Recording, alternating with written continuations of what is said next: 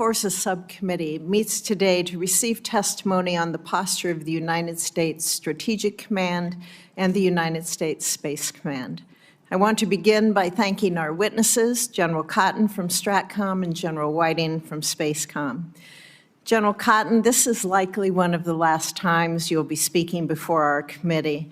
You have always been open and forthright with this committee, and I want to thank you for your service and dedication as you approach your final year as Commander of STRATCOM. Today we face a threat environment more dangerous than we've seen since the Second World War. For the first time in history, the United States faces two adversary nuclear powers in Russia and China.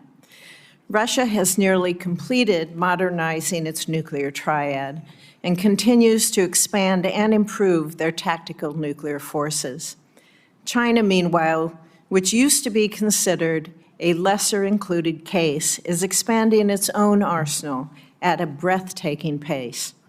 China now has more ICBM launchers than the United States and is expected at least to triple its stockpile by 2035. I would also note that China has outpaced every previous estimate that we've made. General Cotton, as you well know, this is an extremely important time for STRATCOM. Each leg of our triad is undergoing a generational modernization. This includes the Columbia-class submarine to replace the Ohio-class, the B-21 bomber to replace the B-1 and B-2 bombers, and the Sentinel ICBM to replace the Minuteman III. Given the ages of the legacy programs, it is essential that these modernization efforts be prioritized and properly resourced to ensure we have capabilities fielded in time to meet the growing threat. While it is the responsibility of the services to get these programs back on schedule, it is STRATCOM who must mitigate risk associated with any delays. I look forward to hearing more in the closed session about your plans to do so. Additionally, the Nuclear Armed Sea Launch Cruise Missile, or SLCM, remains a critical program to deter our adversaries from believing they can use tactical nuclear weapons. I look forward to hearing from you, General Cotton, on your work with the Navy on SLCM. I would be remiss if I did not also underscore the importance of NC3, what Senator King and I refer to as the fourth leg of the triad. NC3 underpins all aspects of nuclear deterrence. General Cotton, I appreciate the focus that you have given NC3 modernization during your time in command, and I will be eager to receive an update on the implementation of the NC3 roadmap. General Whiting, the space domain is now, as you point out in your opening statement, a highly contested strategic environment. China and Russia possess growing counterspace capabilities that hold U.S. space assets at risk. Russia is developing the capability to place a nuclear weapon on orbit, while China is investing in maneuverable satellites that could target our satellites. And these are just the threats that we can discuss in this open setting. While I look forward to a more robust discussion on how we need to address these threats in a classified session, I'm eager to hear from you during this open session on your priorities for fiscal year 2026 and how we can leverage emerging technologies to field more dynamic space-based systems. I am also eager to hear an update on how SPACECOM is working with the other combatant commands, the services, and the intelligence community to ensure that we are developing the right capabilities, sharing information with warfighters in real time, and that the services and interagency partners are integrated appropriately. I will make one final point before I turn it over to Senator King for his opening statement. Both of your combatant commands rely on access to critical electromagnetic spectrum to carry out your missions. As we know, there are efforts underway to force DoD to vacate portions of those spectrum bands. Such an outcome would be detrimental to U.S. national security and result in significant costs as various DoD equities are forced to invest the resources to redesign, procure, and field new systems to operate in different spectrum bands, if that is even feasible. General Whiting and General Cotton, I look forward to hearing from both of you on the importance of spectrum to your missions. Before any decisions are made on whether to auction off DoD spectrum, the American people deserve to understand the risks there would be to national security. Again, thank you both for appearing before us today. I look forward to hearing your testimony. Senator King, you are recognized. Thank you, Senator Fisher.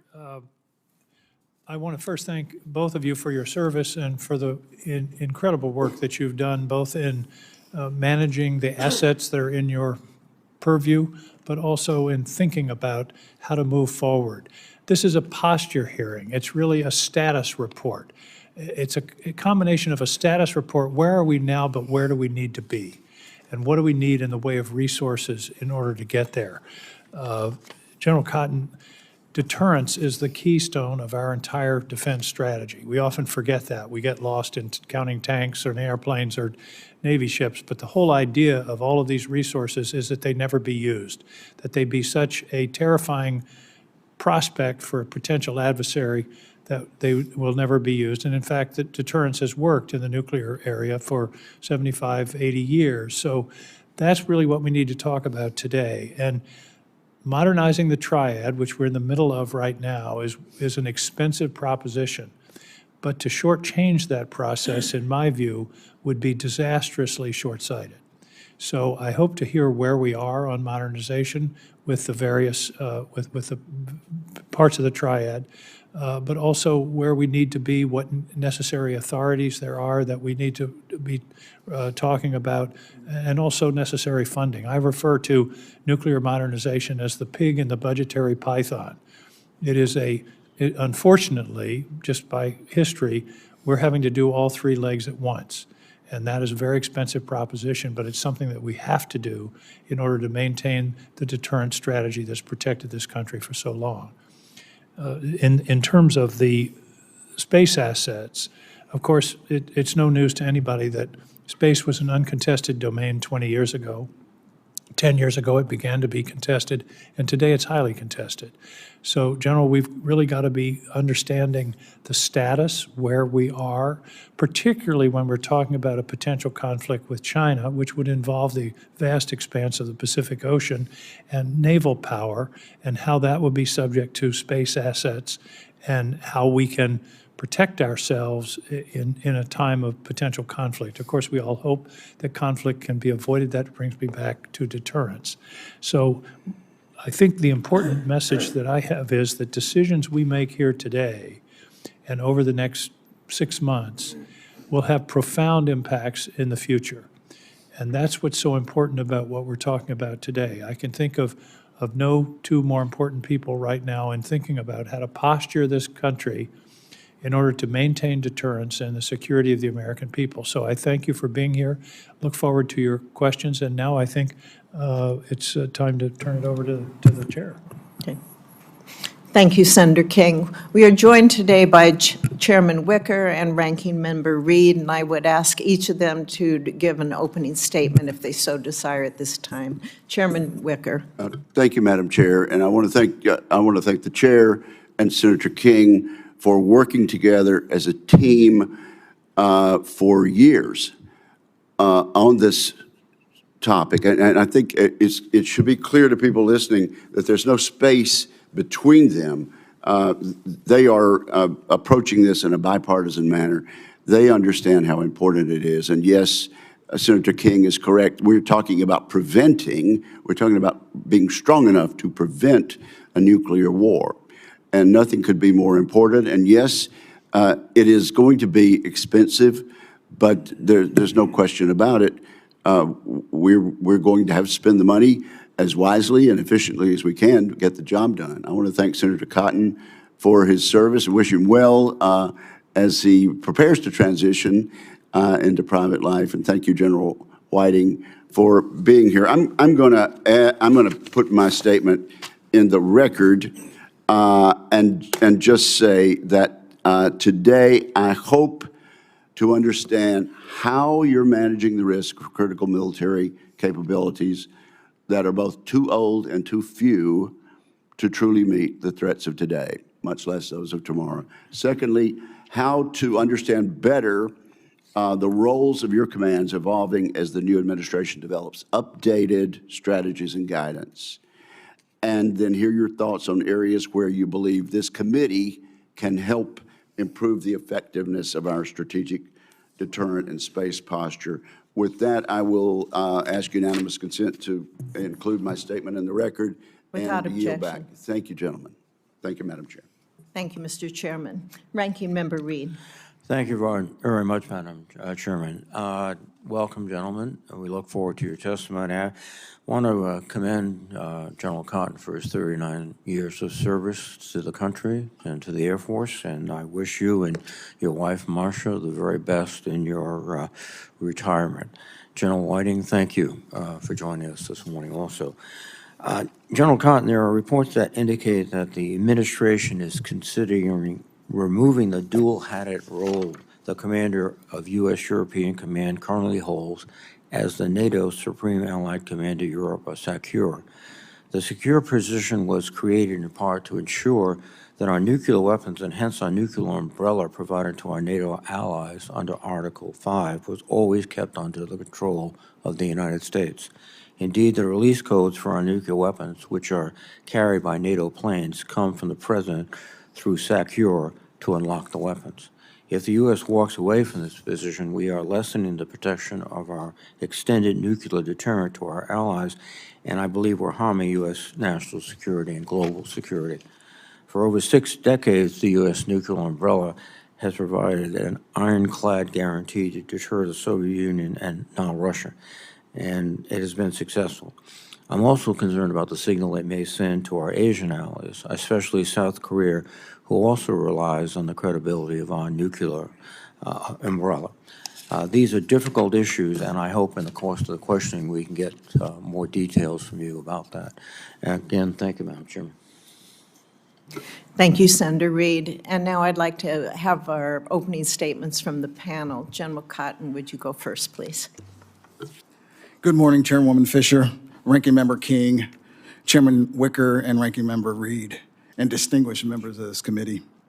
It is an honor for Sergeant Major Kramer and I to be here alongside General Whiting and Chief Master Sergeant Simmons, and a privilege to continue representing the service members, civilians, and families of United States Strategic Command. I would like to thank this committee and Congress for its continued support in providing us with the resources required to execute our assigned missions. Above all else, I extend my gratitude to the American people for their enduring support of the military. In my 3rd and final year serving as STRATCOM commander, it has been the most rewarding experience of my 39-year career. I have submitted my 2025 posture statement for the record. I'll begin by assuring you that the nation's nuclear forces, which are foundational to our national security, are safe, secure, effective, and credible. As I speak, STRATCOM and its components are deterring our adversaries and stand ready to respond decisively, whether underground, in the air, or beneath the seas, should deterrence fail. And our mission has never been more important. Today, the United States, its allies, and partners are confronted with a deteriorating security environment. The Chinese Communist Party is rapidly expanding its nuclear forces into a fully functional triad with more than 600 nuclear warheads and counting. Russia has modernized the majority of its nuclear arsenal. North Korea continues with its unlawful and destabilizing programs in pursuit of weapons of mass destruction and ballistic missiles. And Iran continues to pursue uranium enrichment. Additionally, the tools of war are changing, from novel missile systems to counter U.S. space capabilities, from cyber attacks against critical infrastructure to competition in the electromagnetic spectrum. These are rapidly developing threat vectors across multiple domains and regions, to include the Arctic. To effectively deter adversaries across the spectrum of threats requires sustained legacy triad systems and urgently completing the multi-generational, decades-long modernization of all three legs of the nuclear deterrent and its critical NC3 systems. No portfolio is in need of recapitalization more than a nuclear portfolio, and a modernization I'm advocating for requires continued, uninterrupted funding and an industrial base capable of steady and continuous production. Commitment to modernization will ensure that U.S. strategic weapons continue to deter aggression, assure our allies and partners, and allow us to achieve national objectives if deterrence fails. Thank you again for your support and focus on our mission, and I look forward to answering your questions. Thank you, General Cotton. General Whiting. Chairwoman Fisher and Ranking Member King, Chairman Wicker and Ranking Member Reed, and members of the subcommittee, thank you for your support and the opportunity to represent the warfighters of U.S. Space Command. It's truly an honor to testify alongside my friend General Cotton once again and to discuss our vital role in achieving peace through strength. At U.S. Space Command, our guiding principle is clear. To secure peace, we must be well prepared for conflict in space, and if deterrence fails, we will fight and win. U.S. Space Command is upholding this principle in the face of operational threats, which continue to expand at a breathtaking pace, and which are being fielded deliberately to challenge the United States, the American way of life, and hold the joint force at risk. These novel and unprecedented developments include China's robust counter-space weapons and space-enabled kill chains, Russia's reported pursuit of an on-orbit nuclear anti-satellite weapon, and wide-ranging ballistic, cruise, and hypersonic missile threats. Despite the growing threats, the United States maintains advantages in space thanks to the unified mission focus of our superb joint warfighters, our unmatched commercial space sector, and our expansive and more empowered alliances and partnerships. Our foremost advantage and the cornerstone of U.S. Space Command are our officer, enlisted, and civilian personnel. No other nation can match our team's understanding of the complexities of space and the requirements to effectively operate in the most challenging area of responsibility. Our military has the best trained, most capable space warfighting force in the world, and they stand dedicated to fight for America. Since my last testimony, U.S. Space Command published our new campaign plan, integrating and synchronizing the command's operations, activities, and investments with the joint force and the interagency, leaving no doubts to our opponents that we are stronger, more capable, and ready to counter any threat.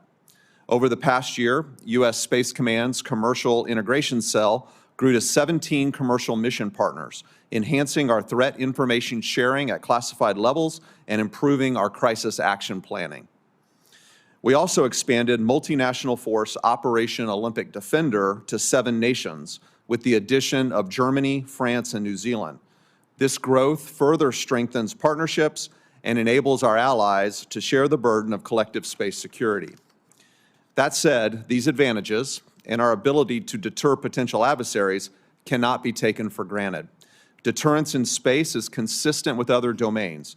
It requires a keen understanding and clear communication of what we are deterring against, credible, acknowledged capabilities to impose costs on those who attack us, and resilient architectures to dissuade attack by making any effort futile.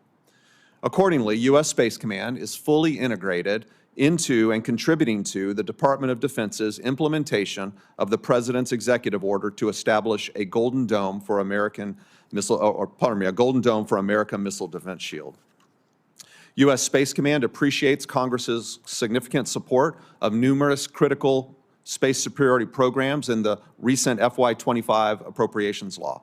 Looking forward to FY26 and beyond, U.S. Space Command requires stable funding as well as effective and efficient acquisition programs, delivering advanced space capabilities to enable a balanced space deterrence force structure. Most pressing are the delivery of integrated space fires, enhanced battlespace awareness, and integrated command and control capabilities to achieve space superiority to defend the homeland and protect and enable the joint force. The Unified Command Plan directs U.S. Space Command to protect and defend U.S. and, as directed, allied and commercial space capabilities through necessary offensive and defensive space operations. Like other combatant commands, we require combat-credible kinetic and non-kinetic means to deter and counter adversary actions.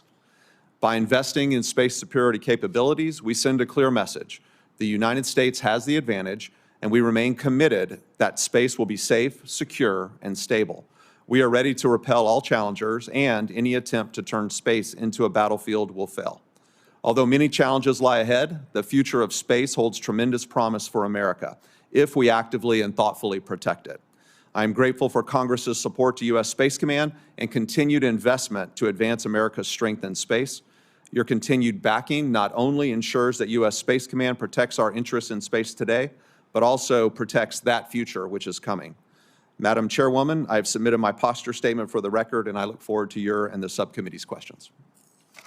Thank you, General Whiting. We'll begin with 5-minute rounds of questions.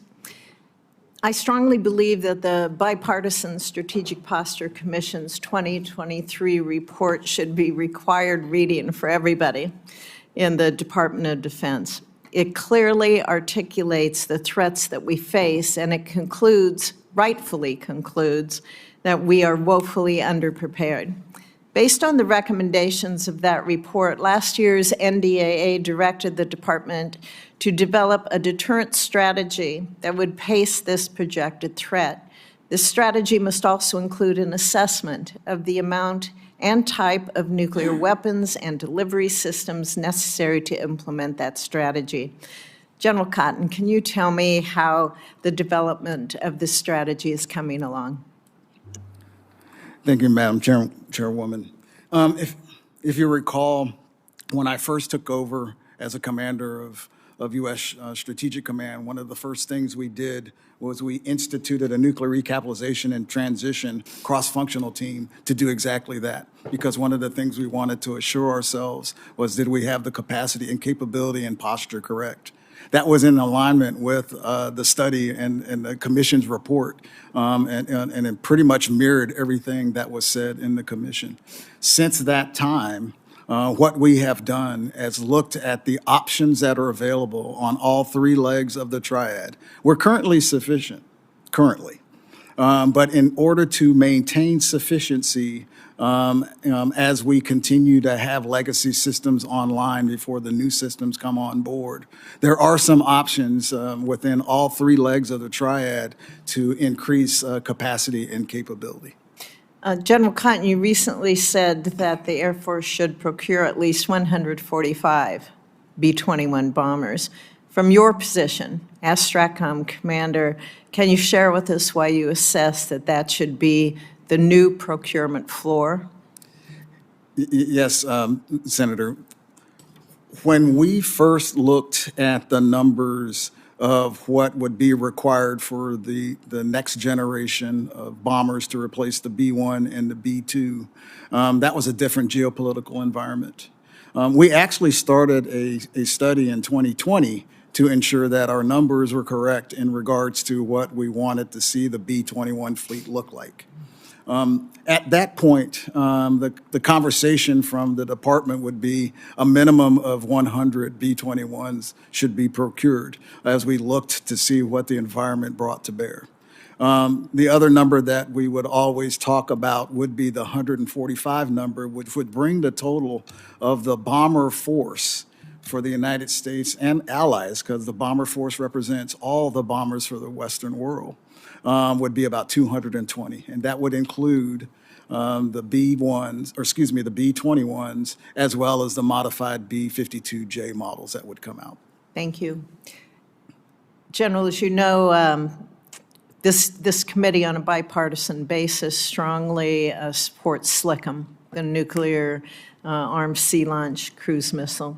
And it was included, a program of record was included in our FY24 NDAA.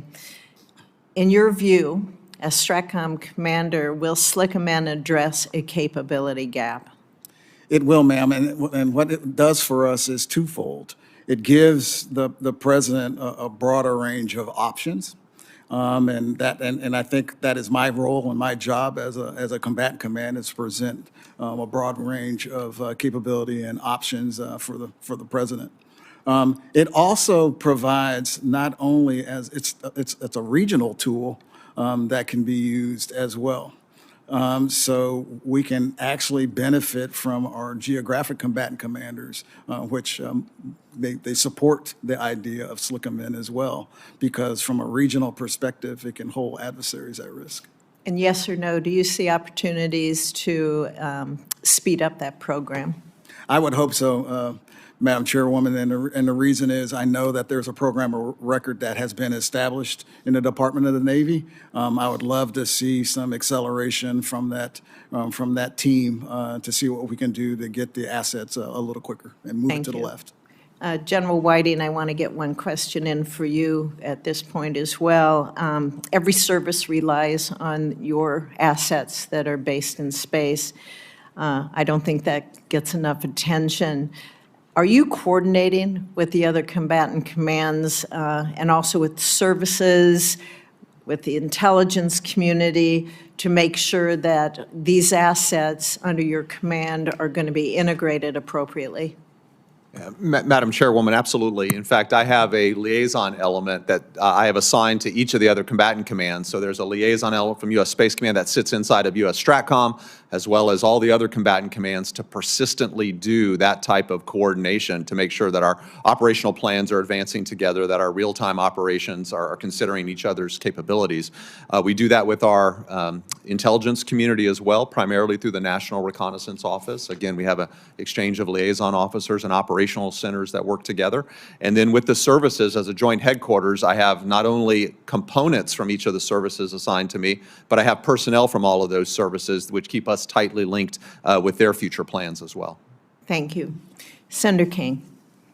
Thank you, Madam Chair. A couple of preliminary questions about staff. Both of you mentioned in your testimony that you rely upon not only military personnel but civilians. My question to each of you is, are you under any orders, or have orders come down, or have you already started to implement, or has somebody started to implement reductions in force, firings, people who have taken I call it the early retirement option?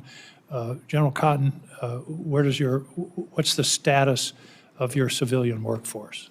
Well, our civilian workforce, we're about 65% civilian in the headquarters, but that doesn't count for the 41,000 that make up the componencies that work under my charge. Right now, Senator, very small amount of folks that took the early retirement activities, but the option for them to do so still exists. But right now, we're not seeing an effect. The numbers are pretty small. And no firings? We have not fired anyone. Are you under any orders to reduce that staff by a certain percentage? We're looking for the efficiencies piece, but right now it's all voluntary. And like I said, from our perspective, from STRATCOM, the numbers have been very, very small. And are you subject to a hiring freeze? I am. So those people who are leaving, you're not allowed to replace, is that correct? Well, we have a opportunity to get a waiver approved because of our mission set. And if there's a requirement for us to do a waiver to see if we can get someone through the hiring freeze, we can process that. General Whiting, same set of questions. Senator, my answers are almost identical to General Cotton's. About 60% of my headquarters staff is government civilians. We've had a small number who have volunteered for the deferred retirement program. We are under no orders to fire anyone. We are aware that we're looking at, need to look for efficiencies, as General Cotton discussed. We also are under a hiring freeze, and we have the opportunity for critical positions to ask for exemptions to that. Thank you. General Whiting, I was interested, you mentioned I think it's called the Artemis Accord, which is clearly based upon allies. I'm concerned that we seem to be in a process of alienating our allies. Talk to me about the importance of the Artemis Accord in order to carry out your mission. Senator, the Artemis Accords are overseen by NASA and the Department of State, and that's a civil exploratory set of agreements about shared principles in space between countries. On the military side, I have a named operation called Operation Olympic Defender, which includes 7 countries, which is the United States, plus the Five Eyes nations, Germany and France, where we cooperate in space together to understand what's happening there. And again, we're So showing... those relationships with other countries are important to the execution of your mission, is that correct? They are, Senator. A question I haven't been able to get a clear answer on is, what's the concept of the Golden Dome? In other words, would it be 1,000 THAAD batteries, or is it conventional missile defense? Is it directed energy? What's the underlying concept of Golden Dome other than to protect the homeland, which is certainly a worthy goal? Senator, the department right now has been going through a series of meetings and working groups to define what that architecture will look like. But in the executive order, it lays out that the president's asking the department to develop a series of capabilities that will protect against these new modernized threats like hypersonics, maneuvering vehicles that put the homeland at risk. So I think it'll be a layered system that will have to account for all of those threats at multiple phases of the life cycle of a missile. Well, that's the mission, I understand. So but I take it we're some distance away from the operational concepts of what will actually, what it will consist of. A very specific question. Both of you rely heavily on Kwajalein Atoll for training and testing purposes. My understanding is the infrastructure there is woefully inadequate. Can you speak to an effort to try to upgrade that infrastructure so that that atoll can continue to be a part of an important part of our strategic deterrence initiative? Senator, Kwajalein Atoll is very important for our space mission. I visited there last summer. There's 5 sensors there that support our mission. We have advocated with the Department of the Army for investments there to make sure that the infrastructure can support those missions. And in fact, my combatant command is in the process right now of defining exactly what the support requirements are that we need there, so we can put those into our next O plan to make sure the Army understands exactly what requirements we need. But that is a very important location for us. If you can just keep the committee informed of that, of what the need is, whether it's authorities or funding, it could be an important part of our ongoing deliberations. Thank you. Thank you, Madam Chair. Thank you, Senator King. Senator Rounds, you are recognized. Thank you, Madam Chair. First of all, General Whiting and General Cotton, I want to thank you both for your service to our country and for the role that you play in keeping our country safe. General Whiting, I'll begin with you, and I'm going to have the same question for General Cotton as well, but how important is it that the use of the electromagnetic spectrum in particular areas of the lower 3 gigahertz band and the 7 to 8 gigahertz band of the spectrum be maintained by the Department of Defense? I've asked this of over 24 separate uniformed officers over the last 2 years, and the answer has been consistent, but I wanted to hear it from both of you again today in terms of the need to have that access for the defense of our country. Would you, General Whiting, explain at least or confirm clearly the need for the Department of Defense to maintain its ability to use that unimpeded in that particular range of the spectrum, please? Senator, thank you for the question. I totally agree that those 2 bands are very important to our mission, in fact, vital. The lower 3, or that 3 gigahertz region, is an area where we have radars and sensors which allow us to detect, track, and engage targets through all weather, and we have a number of capabilities there, like the SPY-1 and SPY-6 radars, which are on Navy ships that can support our mission, the long-range detection radar in Alaska, which is critical for missile defense, the space fence, and the future deep space advanced radar concept. And then in the higher bands that you discussed, the 7 and 8 gigahertz, that's vital for SATCOM and special missions that we execute there, and we could not do our global wideband satellite communication mission without that spectrum, sir. Thank you, General Whiting. General Cotton, same questions. Senator, I would echo exactly what my dear friend said in regards to the lower bands. If we lose the ability for early detection, that takes away decision space for decision leaders and decision makers in regards to being able to execute operational plans. So when we talk about what it affects in regards to ISR, it's going to be incredibly important. In the higher bands, part of my UCP is global reach through global strike. The Bomber Force, as an example, has the ability to traverse all over the world. SATCOM communications are going to be vital for those weapon systems today and in the future. Thank you, General. Also, General Cotton, you've mentioned it a little bit already, but with the B-21, there's a discussion about, we're acquiring 100 of them currently. The number has been debated. Should it be 145? Should it be more than that? And I've appreciated your indication that you've come around to approximately 145. Can we talk a little bit about, this is the next gen. This is the 6th generation aircraft, this platform that's there. Can you talk a little bit in this open discussion, but I think the American public need to understand just what a platform this is and what it is capable of doing, and once again, in this unclassified environment. Yeah, thank you for that, Senator.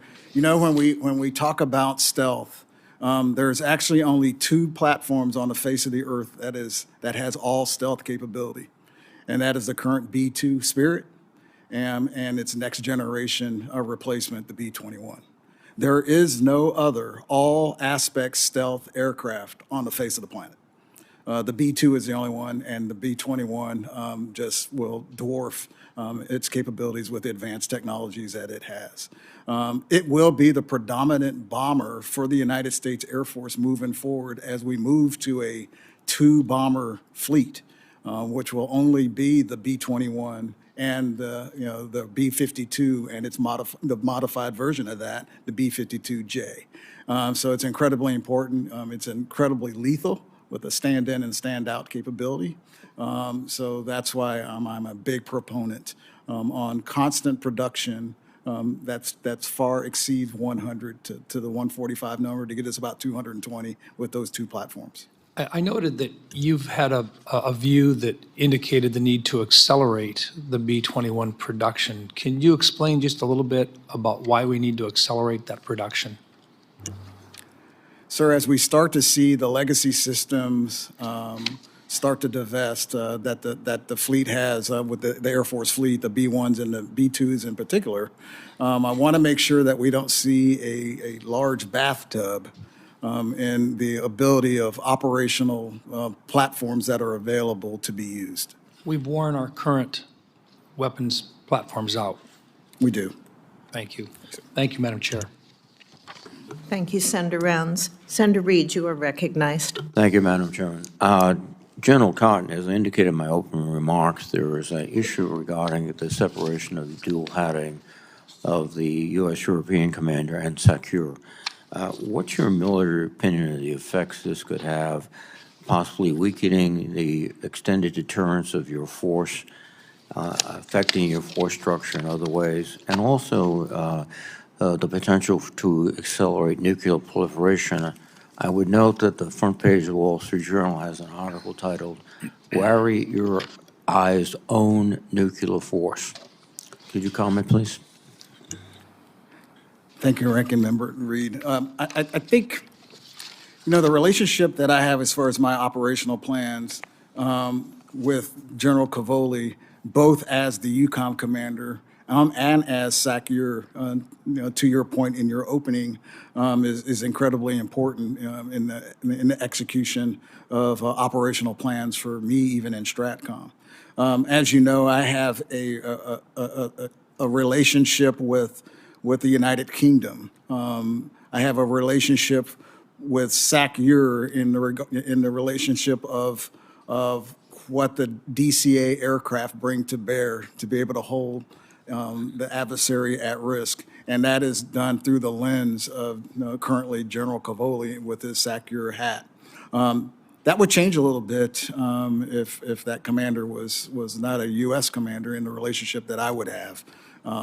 Now, the relationship that I have with my allies and partners, especially my European allies and partners, is still steadfast, whether it be with the United Kingdom, whether it be with France, or whether it be with the other NATO nations. Thank you. General Cotton, one other question. The Air Force has proposed a reorganization, which I understand has been put on hold until the new secretary is confirmed, that would cede much of the operational control of heavy bombers away from Air Force Global Strike Command to new composite wings out of Air Combat Command. In response to this, Section 1631 of the 2025 NDAA stopped this until a report is submitted. It's not yet been received. How concerned are you about this reorganization impacting your nuclear deterrence mission? Senator Reid, today, I have one belly button in the Department of the Air Force that presents two legs of the triad and 68% of the NC3 capability to me as my component, and that is the Commander of Air Force Global Strike Command. So as a four-star, the Commander of Air Force Global Strike Command has oversight and has the subject matter experts in the nuclear deterrent field. And he owns the bomber leg as well as the ICBM leg. All I ask the United States Air Force is to ensure that when I have force presentation, that I can still look to one person that can give me the answers to readiness, give me the answers to where we are on acquisition strategies, gives me the answers to where we are on manpower and help that they might need. Today, I only have to look to Barksdale Air Force Base and talk to the commander of Global Strike to get that answer. Thank you. General Whiting, are you concerned about becoming overly reliant upon commercial providers for too many of the department's missions into space? Do we draw a line? Do we ensure that there's a competitive situation? Senator Reid, I think the principle we need to apply is balance. For those things that we can go to commercial industry for, we should absolutely leverage that. U.S. commercial space industry is a massive advantage for this nation, and it's an advantage that's widened over the last several years, and I think will continue to widen. But there are certain missions where we absolutely need to design and build for ourselves our own capabilities. For example, the space capabilities we provide to support General Cotton for nuclear command and control for SATCOM, those are not capabilities that are easily replicatable in the commercial market. So we need to design those for purpose-built reasons so we can assure to General Cotton, to the Secretary, and to the President that they can talk to their nuclear forces when required. So I think it's a matter of balance, and we need to apply that lens to each mission, sir. Thank you very much, gentlemen. Thank you for your service. Thank you, Madam Chairman. Thank you, Senator Reid. Senator Tupperville, you are recognized. Thank you, Madam Chair. Good morning, man. General Cotton, thank you for your service. 39 years. I retired after 40 years of coaching. After the first week, I was sitting around the house reading the paper, drinking coffee, and my wife said, "You ain't been here in 40 years. Get you a damn job." So here I am today. So don't think you're going to go home and fish and play golf. But thank you for your service. Gentlemen, in 2024, the Navy eliminated the lead Columbia-class submarine. Said it couldn't be delivered from 12 to 16 months late. GOA also reported that late delivery of the lead submarine could jeopardize its planned availability for operation in 2030, and delays to the class could impact planned transition from Ohio-class submarines. If Columbia-class submarines are not available, General, what plans have we taken, in that regard to fill the gap? Yeah, thank you for that question, Senator Tupperville. And you're right. Right now, we're anticipating a 12 to 16-month delay for the first Columbia class.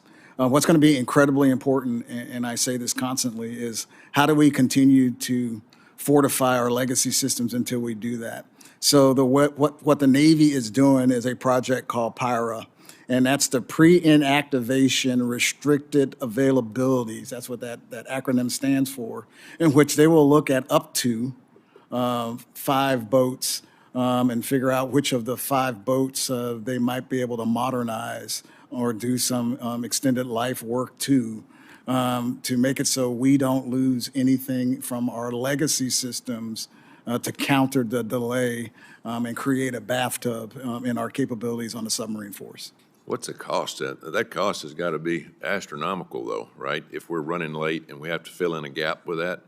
I mean, have we looked at that? Do we have the funding? Well, I would, I don't have the numbers before me in regards of what the Navy is doing for the cost of power. I can get that to you. We can probably talk about that, and I'll have it by closed session. Yeah. But I think bottom line in that regard, we need to ensure that we keep that capability alive and well. Right? I need to make sure that the tubes that are available on the SSBNs remain the tubes that are available on SSBNs, even if there's a slip to the new system that's supposed to replace it. So I'm trying to make it so we prevent a catastrophic failure in regards of creating a bathtub in all 3 legs of the triad to ensure that doesn't happen. Thank you.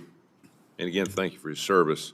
General Whiting, U.S. Space Command's role in missile defense, planning and operational support for Guam. How critical is that? And obviously, you've been given that task. And where do we stand on that? Senator, Guam is a vital location for many of our national defense needs, including for space. And through our Joint Functional Component Command for Integrated Missile Defense, we do provide that planning and operational support that you highlight. And we are regularly working with Indo-PACOM, as well as the Missile Defense Agency, the Army, and the Navy to develop that architecture that is being delivered to defend Guam against the missile threats we now see primarily from China.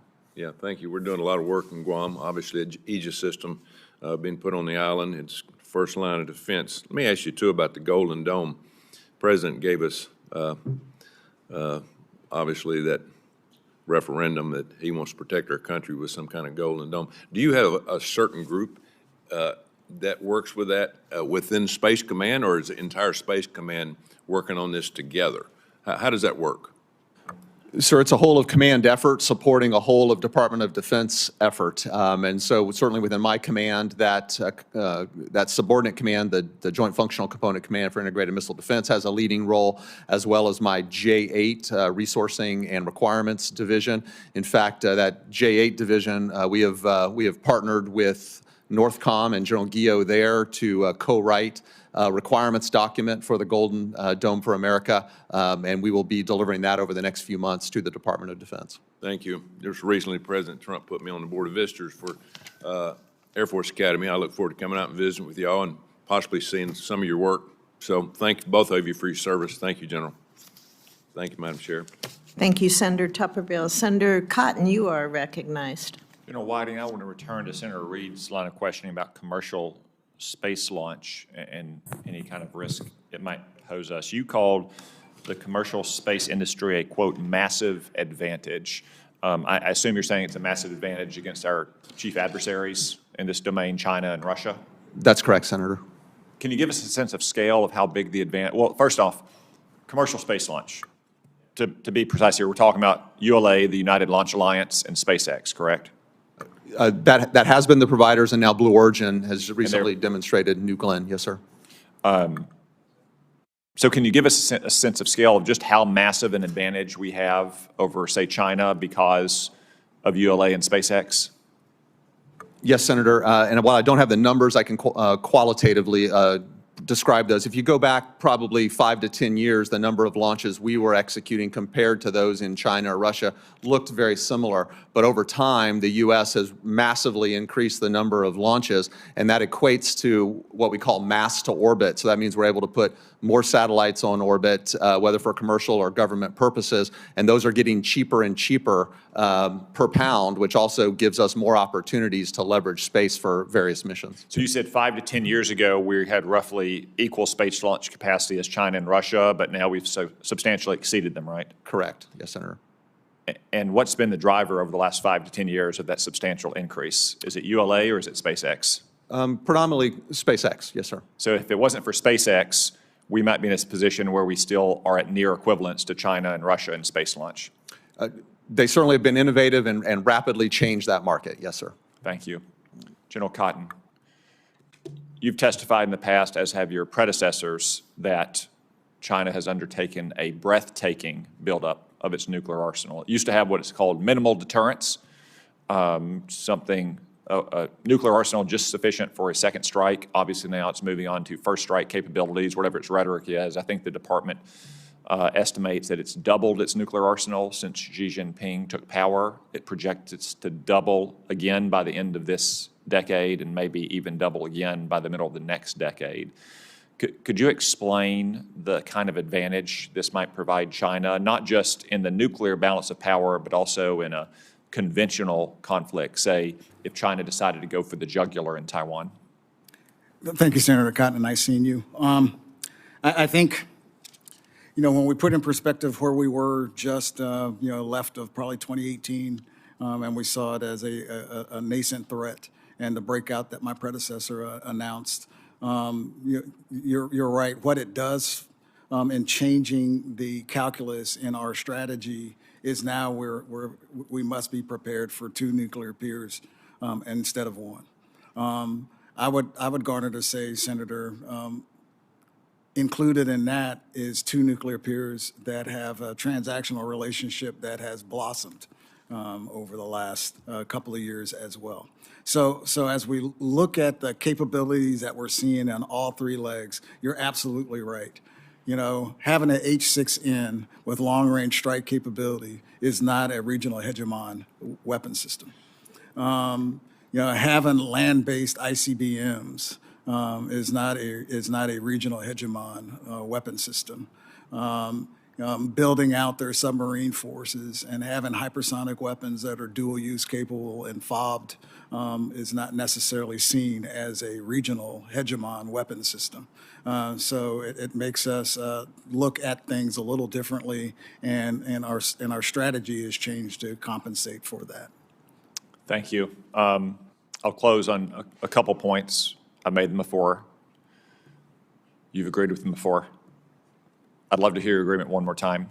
Some people say about our nuclear weapons that we spend way too much money on weapons we never use. I respond to them that we actually don't spend that much money on them. We may be spending some money modernizing them now compared to our total defense expenditures, but more importantly, we have used our nuclear weapons every single day going back 80 years this August to prevent the kind of war that the world saw twice in 20 years. Do you agree with that, General Cotton? I absolutely agree with that, Senator. Thank you. I want to finally add my note of agreement with our fantastic chairwoman, Senator Fisher, on what she said about the nuclear-armed sea-launched cruise missile, also known as SPACECOM. The program held on by a thread throughout the Biden era, thanks to congressional support, and I'm glad that you acknowledge how important it is, and that if anything, we need to do everything possible to accelerate that capability. Thank you, gentlemen. Thank you, Senator Cotton. Senator Kelly, you are recognized. Thank you, Madam Chair. General Cotton, General Whiting, thank you for being here. I want to first touch on Golden Dome, and then I want to save some time for SPACECOM. And agree, nuclear deterrence keeps us safe. And General Cotton, you mentioned 2 nuclear peers. One of my biggest concerns is the third one, which is the DPRK. And I think it's fair to say that most of the time, with our nuclear peers, we're dealing with rational actors. We hope that's the case. That's the thing that part of nuclear deterrence, that they will act rationally. Not so sure that's the case with the DPRK. And they are building more nuclear weapons. They're working on other systems to deliver them. And they can now range into the United States. I believe that's our view as a nation. So can you talk a little bit about Golden Dome? And my concern with this is it could potentially, even though I am not against the idea of a system that can protect the entire United States from incoming ballistic missiles, nuclear armed. At the same time, this could accelerate a growing number. Our adversaries' response to having a missile defense system could be to build more nuclear weapons. And if one or two get through, that is too many. Right now, we do have a defensive system to protect us from a rogue actor in launching one ICBM. And my understanding is, and if you could share a little bit, General Cotton, about how effective that system is with the interceptors we have in Alaska and in California. So could you provide an estimate of how much this would cost and what enhanced capability we would get out of this? And do you feel we can build a system that is not penetrable? Well, thank you, Senator Kelly. I don't want to get out of my lane because NORTHCOM, General Guillot is the one that's undertaking that role. My responsibility from Golden Dome is twofold in accordance to the EO. And mine is to make sure that I can assure that a second strike capability for the United States remains. And how do we ensure that? As far as the reliability of the ground-based interceptors piece, once again, that I don't own that platform. That platform belongs to NORTHCOM, and that's probably best for General Guillot to answer that. I do believe, and we heard my colleague talk about the layered approach that is kind of the essence of Golden Dome for America. I think that's the answer and the key on how that system can be deliverable moving forward. All right, and thank you. Thank you, General. I do agree. I think it's something we need to look into, and we need to look at a cost benefit analysis of this and also consider how it would potentially change the nuclear deterrence posture of not only us, but China and Russia. On SPACECOM, and I know it was brought up here also, General, if one of my concerns here is one of the things that makes us stand out is our submarine force, especially the attack submarines are incredibly effective. To integrate a tactical nuclear missile into a Virginia-class sub would take modifications that are significant. And you'd have to put the security system that we have in effect for nuclear weapons. And my problem, I think, that I have with this is in the Western Pacific, this is a capability. Our attack submarine force is incredibly capable. And I think this would be somewhat disruptive. I think that needs to be a consideration before we go down the road of significant modifications to these systems. If you could just comment briefly on that. Well, Senator, I think from my perspective, a lot of those are TTPs that the Department of the Navy had, and I think they need to pull those out of the cupboard and look to see what those TTPs were when we had TLAM ends. I don't know if it'd be disruptive, especially now that what we're seeing, especially in the Indo-PACOM theater, in regards to our allies and partners' ability of letting us have dual-use nuclear-capable things arrive on their shores.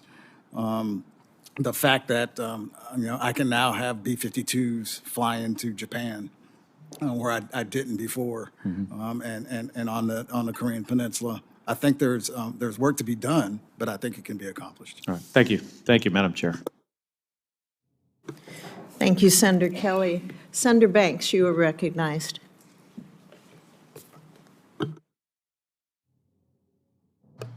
Thank you, Madam Chair, and thank you to both of you for being here today. General Cotton, thank you for your service. You're a hero. What you've done over the last 3 years is remarkable, and it's been an honor to work with you on the House Armed Services Committee and now again on the Senate Armed Services Committee. As we've talked about before, SPACECOM is meant to deter China and will be launched from attack submarines. SPACECOM is needed to help address capability and escalation management gaps stemming from the rapid growth of China and Russia's theater-range nuclear systems. General, do you agree with the 2018 nuclear posture review that validated the need for slick amends? And if so, what does this need to still stand? I do agree, Senator, and thank you for the comments that you made.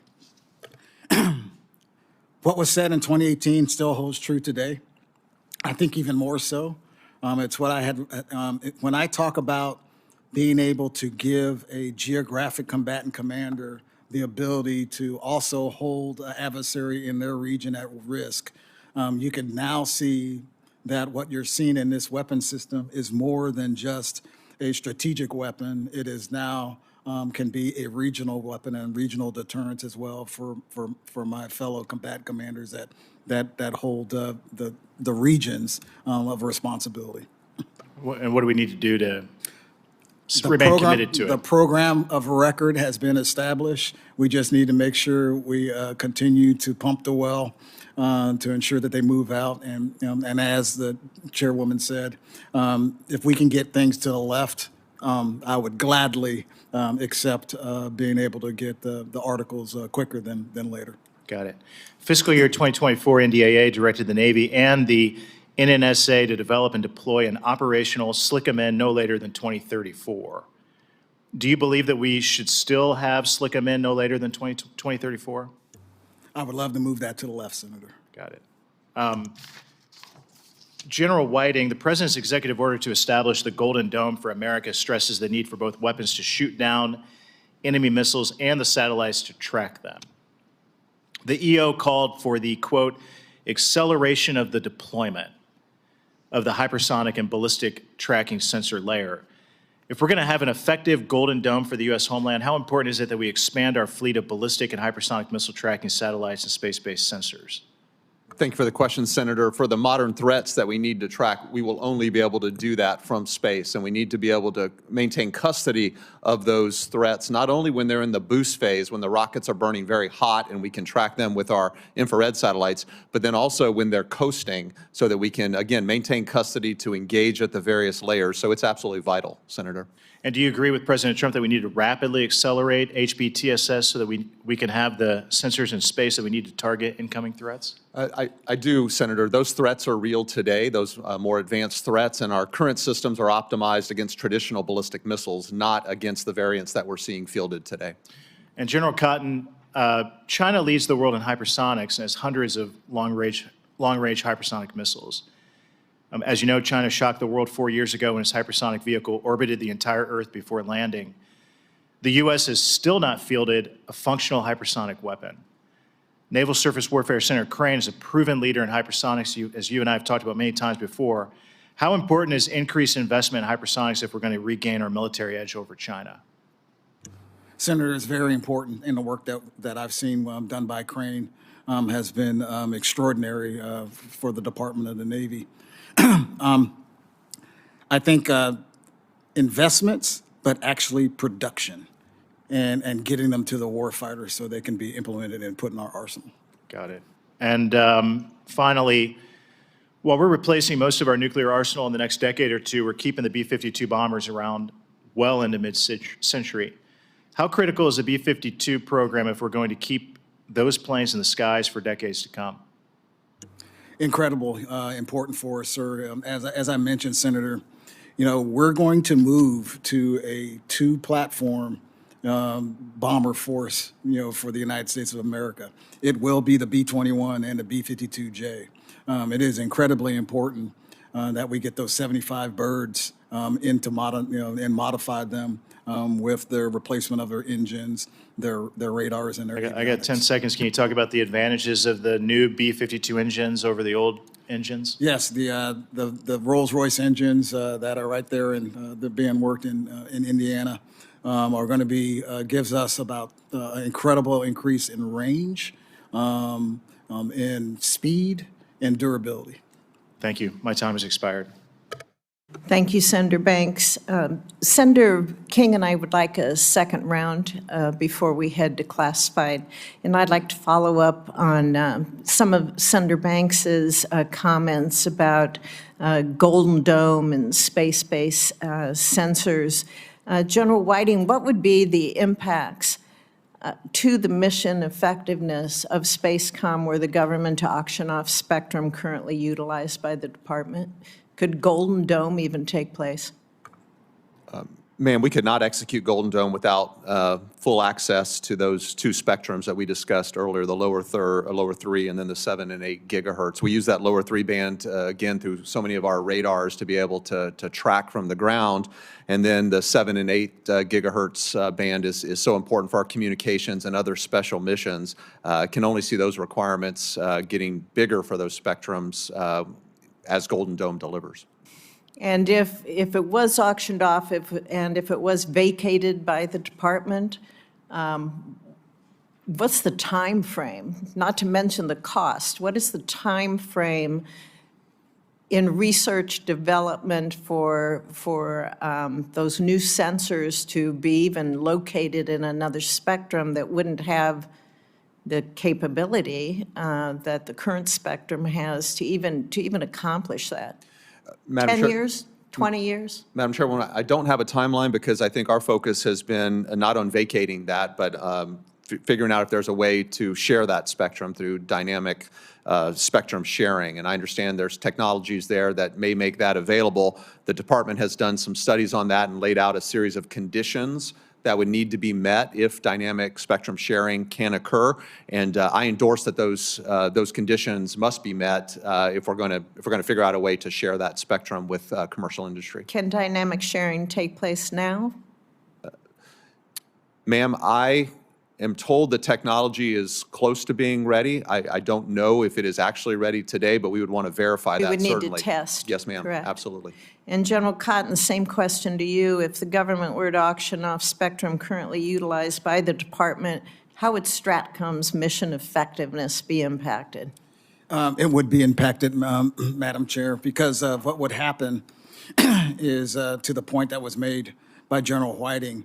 You know, we count on understanding what the threat looks like, being able to see that threat before it actually comes. We call that left of launch type of activities, as well as what we're talking about in the higher bands on what is the capacity and capability of my 3 legs to be able to utilize SATCOM, et cetera. It would absolutely affect us. Thank you, sir. Senator King. Two things. I just wanted to follow up on the discussion of hypersonics. I believe that we have missed 2 critical strategic technologies and are woefully behind: hypersonics and directed energy. These are things that we should have seen coming, and now we're playing catch-up. I just want to emphasize, not only do we need a hypersonic weapon for deterrent possibilities, but we need hypersonic defense. Those aircraft carriers in the Pacific are sitting ducks for hypersonic missiles coming at them 4,000 or 5,000 miles an hour, 100 feet above the surface of the ocean. So hypersonic defense is something that I think we need to invest in, as well as the development of a hypersonic offensive capacity in order, again, to provide a deterrent. General Cotton, would you agree? I do agree with that statement, Senator. The other thing that I wanted to mention, it's sort of become conventional wisdom here that we're going from one near-peer adversary to 2. I believe we're going from one near-peer adversary to 3.5 because of as I think you touched upon this, the growing cooperation between China and Russia. And then you put in Iran, which has also become a contributor to Russia's war machine, as well as North Korea, which is also contributing to Russia's efforts in Ukraine.